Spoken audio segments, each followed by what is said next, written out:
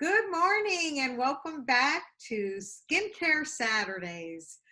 Today I'm very excited because we're going to start talking about all the different products you need for your face. But really, before we even get into that, we have to learn what are the different layers of our skin, because some products will sit on top, which I guess Marlene will explain. It doesn't make sense if something just sits on top when you need it to penetrate, and vice versa.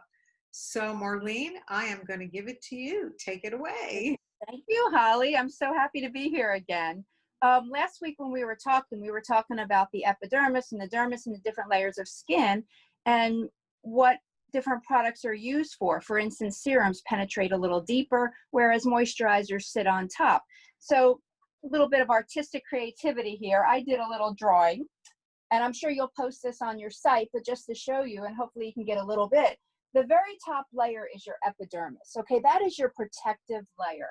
And being that the skin is the largest organ, it's going to absorb everything in the environment. And that's why we want to keep that protective layer clean. It also has revolving cellular turnover. And that's why we discuss exfoliation, because as you get older, your cells don't turn over as fast. That's why exfoliation is going to help in this area here. And it's also the top part, you've got your sweat pores and your hair shafts, and you want to keep them clear as well so you don't get congestion.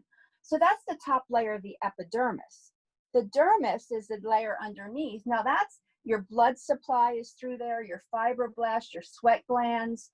You feel sensation. It's also a protective layer for the subcutaneous layer, which is the hypodermis. And there you've got your metabolic functions, your fat tissues and arteries and everything under here. So your oil glands come all the way down into the subcutaneous layer. So you're getting a lot of your oil production through here, and your sweat glands are coming down as well. So a serum, like we talked about last week, is going to penetrate a little bit deeper, and it's going to work on your fibroblasts. You hear that as far as anti-aging and everything like that. And then up top is where your moisturizers are going to sit and penetrate, and that's your protective layer. So this is the most important part that we're treating with our cleansers, taking off the dirt to make sure that these pores are open. So just to give you a little idea of what levels we're actually going into with the different products. That's very helpful. No, that's very helpful, because some people may think that moisturizers should penetrate deep. Never have been told any of this. It's protecting that top layer of skin, keeping it moist, hydrated, supple. The serums penetrate deeper, and that's working on your anti-aging. If you're doing any pigmentation serums that are going to help with pigmentation, that's all going to drive down at a lower process. But keeping those follicles, the pores open, cleaned out, not congested, that's why we cleanse our face. I mean, we're cleansing our face just like we would shampooing our hair or whatever. And I always say it's like wiping off the environment. It's getting a clean, fresh start. And there's different ways to clean your face. I mean, and a lot of it is personal preference. I particularly like gel cleansers. Although in the wintertime, if I'm a little dry, I might like to use a creamy cleanser.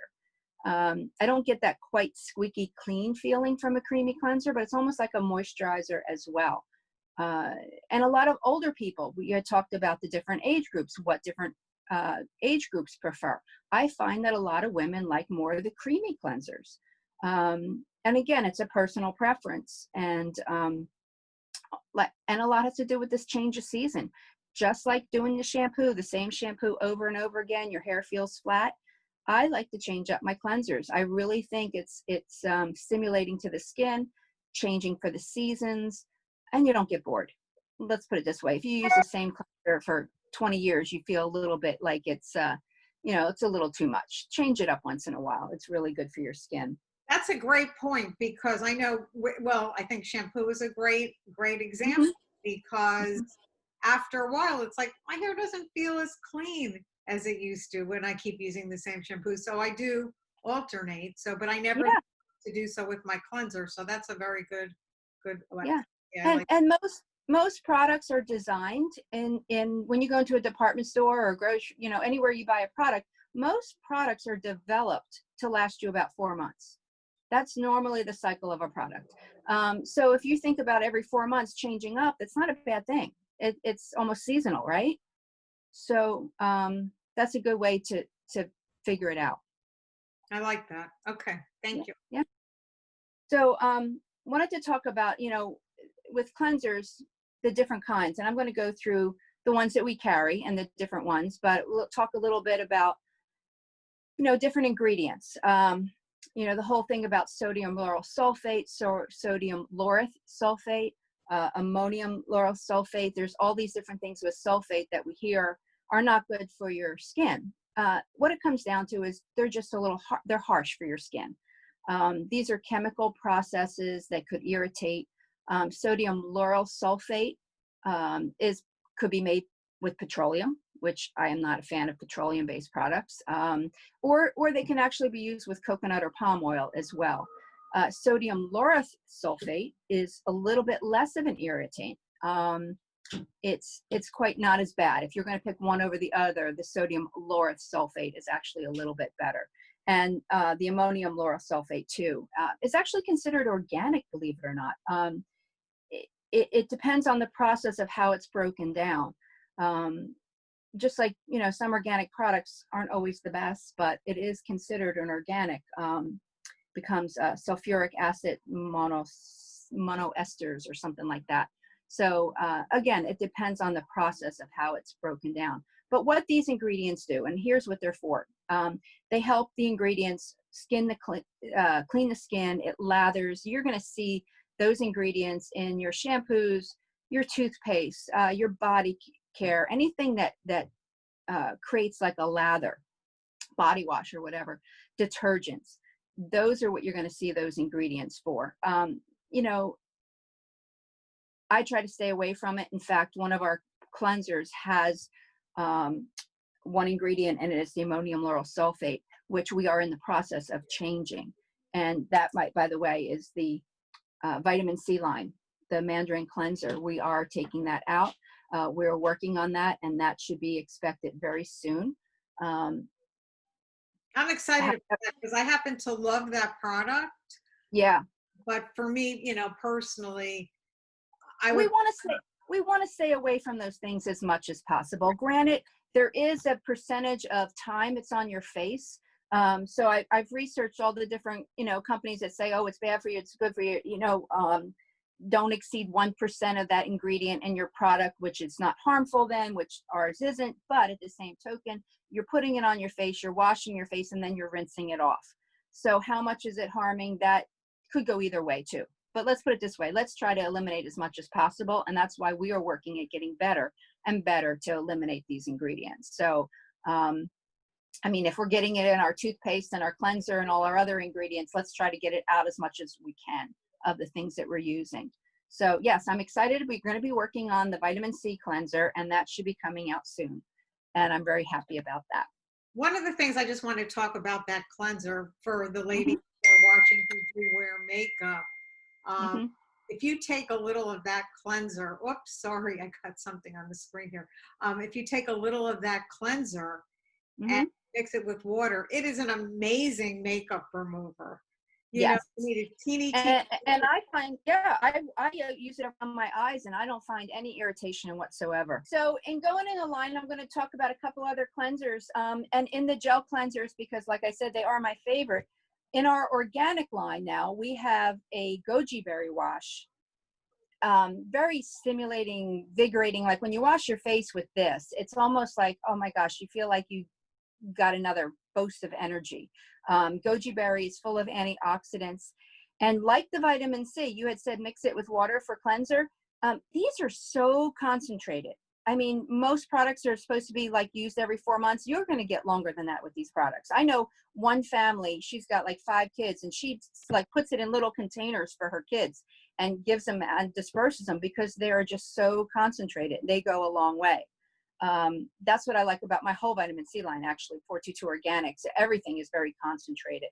So, and you'll notice like on the goji berry. So goji berry is cultivated since the Tang Dynasty. This superfruit is nutrient rich with antioxidant power used for inflammatory skin and different skin disorders. So goji berry not only does it feel invigorating, but you can use it on inflamed skin.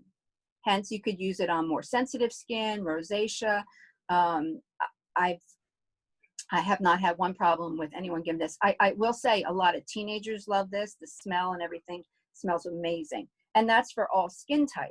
However, if someone has more oily combination skin, and actually I have a lot of male clientele, they love the Thai Lime Foaming Wash. Now this cleanser, you can actually shave with it. So guys love it.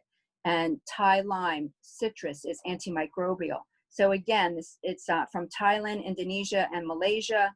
It's referred to, Thai lime is referred to as the medicinal citrus because the oil from the rind has very strong antiseptic properties. So think of the Thai lime, squeaky clean, people with oily skin, with breakouts, very good antimicrobial. And that's the other one in the 422 organic line. Somebody who has sensitive skin should use which one? Well, the goji berry is for inflammation, so it can calm down inflammation. So that would be more of the sensitive skin one. I do have in the Dermacue line, which thank you, Holly, that's a good segue into the next line. For someone with super, super sensitive skin, I've got 2 other cleansers that are in the Dermacue line. Now, even though the goji is good for inflammation, if you've got uber sensitive skin, and I've had people tell me they can't use any product, they go to the Sweet Rose Olive Oil Cleanser. I just like the sound of that. That just sounds so nice. Sweet Rose. Yeah. Sweet Rose. Olive oil is wonderful for your skin. Yes, it is. And so this here is very soothing. It's got a little pump on it, so you can just pump a little squirt and wash your face. Again, it goes a long way. And then for those who like the cream cleanser, this is my one cream cleanser. It's the Soothing Cleansing Milk. And think of that milky, soothing. So someone who is irritated, I would say either one of these 2 products would be the best way to go for rosacea. And again, it's a preference whether you want a gel cleanser or a cream cleanser.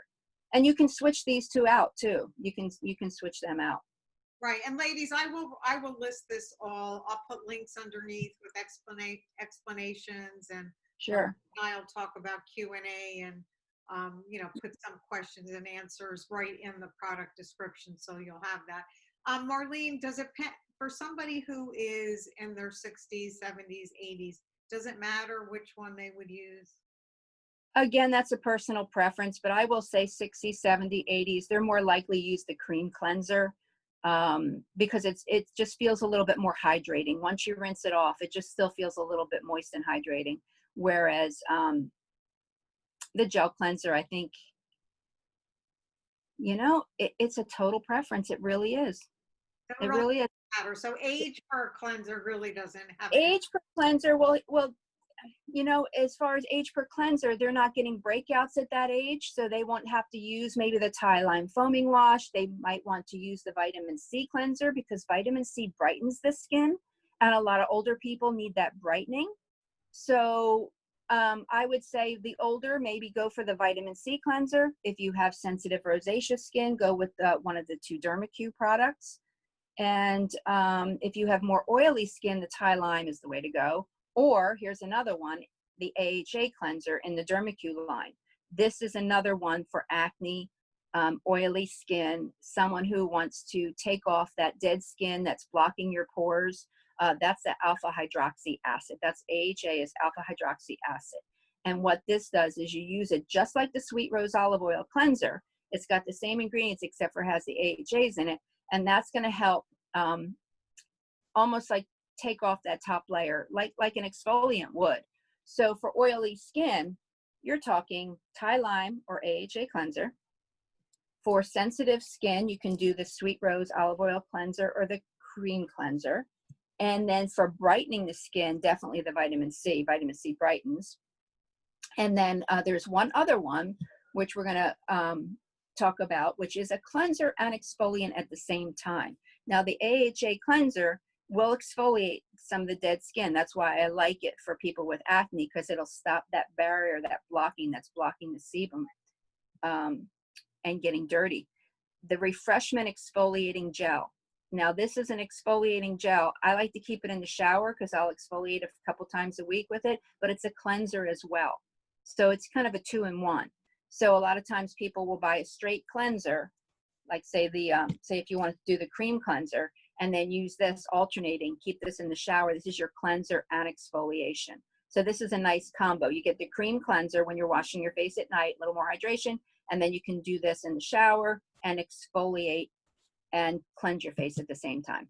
A lot of teenagers like this, just to let you know, we're talking about different age groups of what they like. A lot of teenagers like this because it's easy. It's one product. You don't have to think about it, you know, and it's easy. It's right in your shower. Okay, so I think what you and I will do, and we'll have this for everybody, we'll make like a little, I'll take notes from this recording, print it out, Mm-hmm. and I'll ask you, I'll triple check with you, just to make sure I have everything down properly. Yeah. That'll And again, you can switch them out, Holly, for seasonals. You know, I mean, if you want to do the cream cleanser once in a while when it gets to be too cold during the winter time, maybe right now with people using sunscreens and maybe being outside more often, they actually might want something more that's going to keep their dead skin off and declog it. And maybe they would want the AHA cleanser, you know. I just shipped a couple products out today, and it was the AHA cleanser. And it's a girl who is a professional dancer, and she's on stage a lot and uses a lot of stage makeup. And her pores get clogged all the time. So she is a big fan of the AHA cleanser because she can cleanse and gets all that heavy makeup off her skin. So let me tell you about my issue with my skin. Let's see which cleanser you recommend for me. I tend to get milia right up here. For ladies that don't know milia, can you just explain what they are, please? Yeah, milia are little, when you see a little white hard dot underneath your skin, it looks like a perfect round little dot. And what that is a ball of sebum that gets trapped under the skin. Now, it hasn't been exposed, so it doesn't get the dirt. So it's not a blackhead, but it forms into a whole hard little ball, almost like a calcium deposit almost. And in order to get that out, milia normally you need to break the skin. I know doing facials and stuff like that, you use a little lancet or whatever and pop it out. And it literally pops out like a little ball. So scrubbing your face actually will help eliminate some of those milia from forming. Is there any, I mean, yeah, believe me, I know from facials, it's like I've walked out of there with like red dots all over. Red dots popping all over the place, yeah. And some people are more prone to it than others. Some people don't have it. Some people get them, I get mine around my eyes sometimes, like literally right into the eyelid. And some people get them, a ton of them, and some people don't get them at all. So it's very strange how, you know, everyone's skin is different. Right. So in that case, I would probably try the AHA cleanser for a while and see if that helps eliminate some of them. Okay, maybe that's what I'll try. I've been using the vitamin C, but maybe I'll switch to that. So, yeah, ladies, if you do need to have them, lanced, you need to go to somebody who's licensed to do that. Don't mess around. You know, some estheticians are not licensed to do it. So you want to be sure you go to somebody who has experience with that. Right. Not the most pleasant thing, but it's not painful, you know. No, it's not. Yeah. No. There was a time where I had them all over my nose over here. Thank God, no more. I don't have that, but sometimes I just get a few. I'm just prone to it. Always have been. So yeah, I'll try a different cleanser. And some people are prone to the little red dots on their face too. They're called cherry angiomas. A lot of people get them on their torso. They're almost like little broken capillaries. And there's different things you can do to get rid of them as well. Vitamin C, talking about the vitamin C, it helps strengthen your capillary walls. So as you get older, and not just the vitamin C line, but when we talk about some of the vitamin C products, as you get older, switching over to vitamin C is very good because vitamin C in itself will help build up those capillary walls and help with some of those broken capillaries and those cherry angiomas, which if you can go to someone, say you have broken capillaries around your nose or little cherries, little red dots, there's something called thermocoagulation, which you can go in and just use like a little heat probe, and that takes them away. It takes them away. So that's something you do if somebody has it on their torso? Yes. Yep. I do that on their torso, all over those little red dots. I can just zap them real quick. There's nothing that you can do at home though to get rid of it. No, that you can't do at home. Nope. Okay. Definitely not, because it's a machine. It's a process. If it's a little heated thing that goes in and kind of coagulates the blood in that capillary wall. Once anything gets blue or purple, larger veins, you definitely need to go to a doctor who specializes in that. Gotcha. Okay, so anybody, if you have any questions about anything we discussed today, post them underneath the video, and then next week we will get back to you with the answers. And I think we're good. We're good to go. Everything is. I think Thank good you. to go. And we will have the link to these products if you want to buy them with a discount, so you can give them a try. They're great. I mean, Marlene, you really spent a lot of time developing this line, and you should be very proud of it. Actually, all Thank, of yeah, really nice, really nice. thank, thank you, Holly. All right, well, have a great day, and Thank you, everybody. See you next week.